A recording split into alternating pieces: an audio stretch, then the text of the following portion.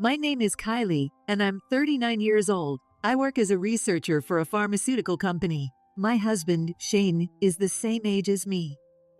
We met in college and got married at 27 after a long relationship. We don't have children. This lack of children has caused tension between us for quite a while. In the first few years of our marriage, our life felt like a continuation of our dating days, and we were comfortable with each other. But things started to change when we turned 29. It all began with a New Year's card from Shane's parents. "Do you have any kids yet?" Written in Mill's handwriting. It wasn't just the New Year's card that was an issue, though. At first, I brushed it off, thinking it was just a gentle nudge. Having kids would be nice, but it's not something we can control, I thought. "It's about time we had kids," he began to say. However, Shane started to echo his parents' sentiments more and more. The question of kids from Shane's parents went from being an annual New Year's card message to a constant topic during visits.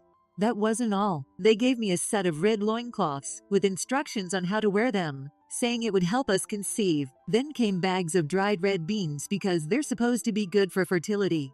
The final straw was when my mill brought over rice, saying, "Our neighbor got pregnant, so I brought you some of the rice she ate. It's guaranteed to work."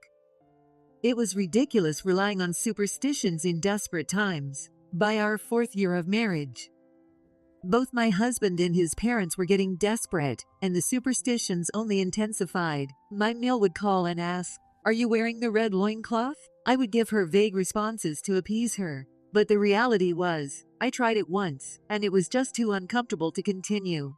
I stopped because it interfered with my work. Every year, their New Year's cards came with angry messages like, "Enough already. We want to see grandchildren." They even sent me fertility charms from their shrine visits. This influenced my husband, who said, "Do you think your uterus is cursed by a poverty god?"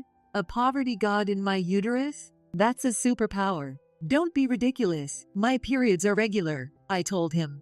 But he seriously replied, "Then they're just a waste, causing pain and using up products for nothing. It must be the poverty god." This nonsense led me to start infertility treatments. Many couples avoid this because finding out the cause can strain their relationship. But our relationship was already strained by these superstitions. So we began treatment to resolve the tension. The results came back. The problem wasn't superstitions, my husband was infertile. However, I didn't consider divorce over this, and hoped it would stop the superstitions and blame. However, upon seeing the test results, my husband said, "But there are things in this world that science can't explain, like the Nazca lines. And since infertility is caused by the wife in the first place, there must be some kind of legend about pregnant rice." "What? So, the problem is still mostly your fault?" "What? How?" I was so shocked, I couldn't find any words. If my husband thought like this, it was no surprise that his parents, who believed in all sorts of superstitions, would ignore the test results and stick to their beliefs. If these test results were true, then the red loincloth and pregnancy rice legends wouldn't exist, right? Mill echoed my husband's thoughts. Phil added, "In ancient times, it was always believed that childlessness was the wife's fault. There's a theory that superior seeds choose the best eggs to settle in. Listen to your uterus. That makes the test results meaningless." What does that even mean? The uterus doesn't talk. I only experience minor pain once a month. Despite spending a fortune and undergoing painful fertility treatments, our strained marriage didn't improve. Here's my husband's logic. My fault #1. Not wearing the red loincloth. My fault #2. Having a monthly period. My fault #3. Lacking the passion to want children. His fault #1. The test results. So it's 3-1, meaning it's my fault we're childless. It was so unreasonable. Wait a minute, lack of passion to have children? I want kids. That's why I went through the fertility treatments. And how is my period my fault? I argued. Well, if a woman truly wants to be pregnant, her period stops. You don't get that, he insisted. He went on, "If you believe enough, science can be overturned. Look at our neighbor, given 3 years to live, but she's survived over 5 years. How can you work at a pharmaceutical company and not understand that?" This really got to me. I work at a pharmaceutical company, researching ways to cure headaches. The current medications often harm the stomach, and I'm trying to improve them. When my important research is dismissed, it feels like my job and my very humanity are being denied. As time went on, my husband said, There's no point living with a woman who doesn't want kids. He also said, maybe it's karma that you can't have children. My in-laws chimed in. We shouldn't have allowed the marriage if she can't have kids. They even suggested, maybe it's not just bad luck but a fox spirit possessing you. With my in-laws talking like that, my husband's attitude continued to spiral downward. He started coming home late and spending weekends away from home. One day, I need to talk to you. My husband said, it's your fault we can't have kids. I thought it was a bit late to be saying that, but I had a vague idea of what was coming. My in-laws had started blaming the fox spirit that they believed possessed me, and my husband's gaze had changed to one that looked at me as if I were cursed. Then, my husband started talking as I had expected. I was feeling cold and detached from you because you didn't have the guts to try to have a baby. As a reaction to that, I hooked up with a 25-year-old girl who came into the company as a temporary worker. Her feelings for me were stronger than yours, and to my surprise, she got pregnant. So I'll choose a woman who has strong feelings for me. I'll be with her and reciprocate those feelings. I could only respond with a tone like hitting a trivia game buzzer. Getting pregnant because of feelings? That's impossible. I said, well, congratulations, or whatever, but having a child with another woman while you're still married is wrong. I will seek alimony, so be prepared. My husband retorted, just from the way you said, seek alimony, you still reek of infertility. If you had cared about me as much as she does, this wouldn't have happened. Take your fox spirit and disappear from my life. Then he said, I'm moving in with her, so enjoy being alone in this house. Enjoy being alone? Fine by me. It's okay. I'll enjoy the single life. Being possessed by a fox spirit? I'll tame it and make it fluffy. I had lost all feelings for my husband. It was proven that my husband was the cause of my infertility, and I was not going to let him blame me for it by accusing me of lack of passion or being obsessed with something. I couldn't stand being unjustly blamed and looked down upon every day. The idea that this life was ending brought me only relief. When I was with another woman, she got pregnant. I overheard my husband excitedly telling his parents over the phone. He was so confident, speaking on speakerphone. Congratulations. It must be the difference in passion and the desire for a child. You should feel relieved from the curse now. My Mill was ecstatic, blaming me for the previous lack of grandchildren and celebrating wildly. Within a few days, my husband packed his things and left with great enthusiasm. The next day, I mailed the results of his infertility test to my in-laws as a parting gift. A few years later, it was a quiet Saturday morning. I finished cleaning and was relaxing in my spotless room. I had some delicious chocolate on the table, an aroma diffuser filling the air with mist, and was enjoying the ultimate refreshment time when my phone rang.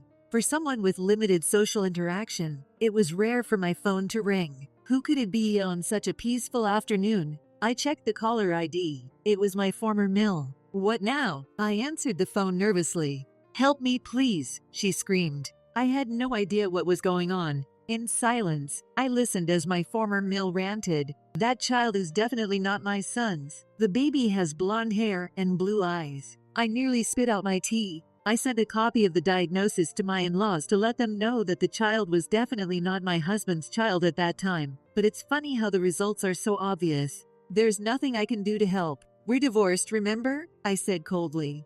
Don't be so cold. You were part of our family once. What kind of bond is that? Ignoring her would have been easy, but I wanted to see the chaos for myself, so I decided to visit the next day. I had some things to say too. When I arrived, my former in-law's ex-husband and his new wife were there. The new wife wouldn't even look at me. No wonder. I had taken alimony from her when we divorced. Her name was Mona, if I remembered correctly. She was somewhat cute. As soon as I entered, my former Mill began yelling, "This woman had a child that's clearly not our son's. We supported you fully. We even went on a pilgrimage to ensure a healthy baby." My former Mill was furious. "I didn't ask for any help. You just wanted a vacation." Mona snapped back. "Enough, both of you. It's clear the child isn't my son's," Phil interjected. I found the whole situation hilarious and said, "Why am I here? It's obvious the child isn't mine either. It's about the money. You're the source of this mess." Mill accused me loudly. "You took alimony from us." Mona also directed her anger at me. She turned to my ex-husband and shouted, "He lied about his salary when we got together. If I'd known he made so little, I wouldn't have married him. I don't want to raise someone else's child. You're always obsessed with money, my ex-husband shouted back. Then, in unison, they all screamed, "This is all your fault because you took the alimony." I just laughed at their ridiculous behavior. If the reason for your discord is the alimony I received, then what exactly is the root cause that made you pay it? What? All three of them stiffened, as if I had hit a sore spot. You, who were dazzled by a young woman and exaggerated your income. And you, who were dazzled by money and cuckolded him with another man's child. No matter what you say, it all comes back to your own actions. Everyone fell silent. My words broke the silence. So, whose child is it, after all? For you, when the money runs out, that's the end of all ties. So just confess, I urged the woman. The Mona muttered in a small voice, "Someone from the U.S. military." Someone? Really? Who? We were in San Diego, where there was a base camp, and during festivals, the base was open to the public. Walking downtown, you could easily meet people from the U.S. military, but not knowing who the father is, so it wasn't an affair. The previous wife had bad luck that broke connections, but this one has bad luck that attracts all kinds of connections. She's no good. You're the one who got all excited about having a kid. The mill and the woman started arguing nonsensically. I decided it was time to put an end to it all. Your parents were into all sorts of superstitions, right? And you believed that passion and desire could override science? I laughed and continued.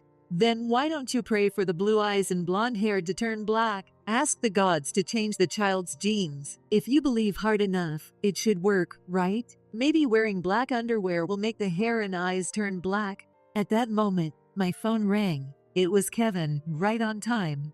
Yes, come on in now. Who is it? My ex-husband and his parents looked confused. Footsteps approached, and the doorbell rang. A tall man stood at the door. Kylie, I'm here to pick you up.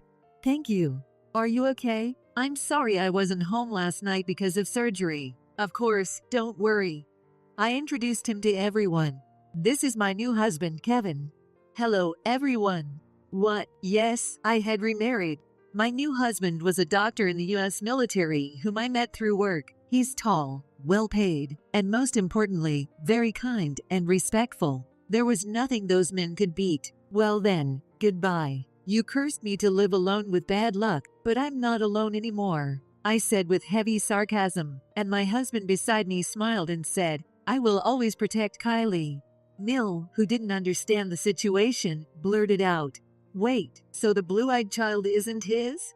Seriously, taking advantage of the confusion, she's really lost her mind. No way that's true. I've heard the whole story from Kylie. My husband interjected. It's okay to rely on superstitions if you want to increase your possibilities a little. But using superstitions to belittle others won't make you happy. You shouldn't use superstitions to make you happy, to make others unhappy. And you certainly shouldn't use that as a reason to say it's that person's fault.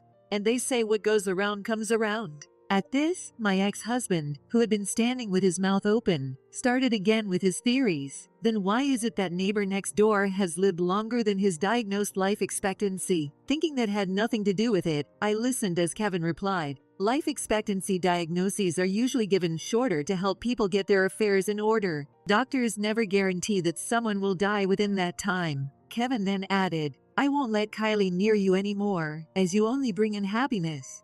We left the house together. After that, my ex-husband kept emailing me, asking for financial help since they were struggling to make ends meet. Apparently, the other woman had left him, taking off to some distant place, and leaving behind a child whose father was unknown. She must have given up on my broke ex-husband and moved far away. Now, my ex was left to care for a blue-eyed, blonde-haired child with his parents, living in despair. Serves him right.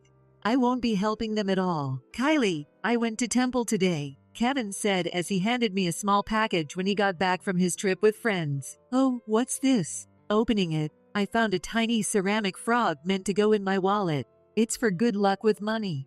But more importantly, it's cute. Indeed, it's cute, and a little good luck charm is just right. We both put our little green and pink frogs in our wallet.